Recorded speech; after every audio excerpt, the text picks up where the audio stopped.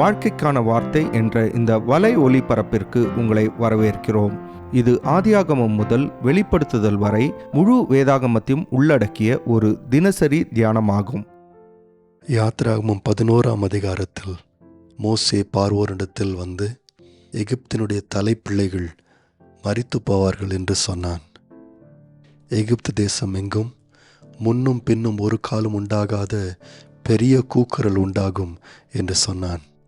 ஏனென்றால் தேவன் தாமே எகிப்தின் மத்தியிலே நடு ராத்திரியிலே புறப்பட்டு போவார்.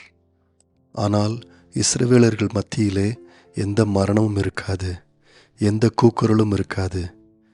ஏன் ஒரு நாயாகிலும் தன் நாவை அசைப்பதில்லை என்று ஆண்டவர் சொன்னார். இஸ்ரவேல் ஜனங்கள் எகிப்தின் மேல் வர இருக்கின்ற இந்த பயங்கரமான மரணத்திலிருந்து காப்பாற்றப்படுவார்கள்.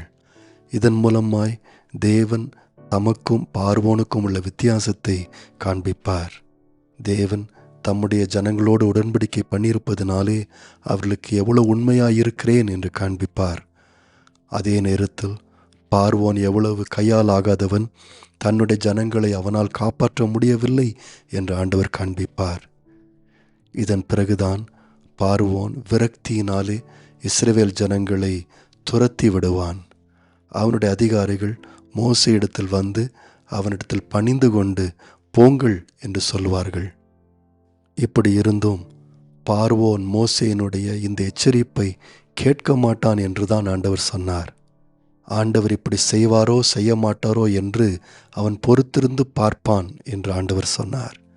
இப்படிப்பட்ட கொடுமையான மரணம் எகிப்தின் மேல் வரக்கூடாது என்று மோசே ஆண்டவரிடத்தில் ஜெபிக்க வேண்டும் என்று அவன் நிச்சயம் சொல்ல மாட்டான். ஏனென்றால் இந்த அதிசயத்தை எகிப்தில் காண்பிக்கும்படியாக ஆண்டவர் ஏற்கனவே அவனுடைய இருதயத்தை கடினப்படுத்தி விட்டார். நண்பர்களே, கீழ்ப்படியாமை என்ற பாவத்திற்கான தண்டனை மரணமே.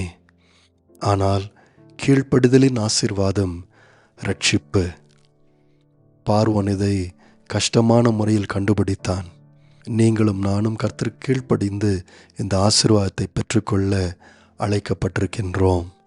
அன்றைக்கு எப்படி எகிப்தில் நடைபெற்றதோ அதே போல் ஒரு நாள் ஆண்டவர் இந்த உலகத்தை சந்திக்க வருவார்.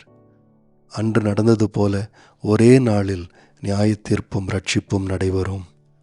அவருடைய அழைப்பிற்கு உண்மையாயிருக்கின்ற நாம் அன்றைக்கு ரட்சிக்கப்படுவோம். வரப்போகின்ற நியாய தீர்ப்பை குறித்துதான எச்சரிப்பை ஏற்றுக்கொள்ளாமல் நிராகரித்த எல்லாரும் அன்றைக்கு அழுது புலம்புவார்கள். ஆனால் அன்றைக்கு பார்வோனை ஏற்கனவே எச்சரித்தது போல ஆண்டவர் தம்முடைய சிருஷ்டிப்பையும் ஏற்கனவே எச்சரித்திருக்கின்றார். ஆகவே அன்றைக்கு நடக்கப் போகும் நிகழ்ச்சி நிச்சயமாய் ஆச்சரியமாய் இருக்காது. விசுவாசிகளாகிய நீங்களும் நானும் இன்றைக்குள்ள பார்வோன்கள் ஆண்டவருடைய எச்சரிப்பை கேட்டு கீழ்ப்படிய வேண்டும் என்று நிச்சயம் ஜெபிக்க வேண்டும்.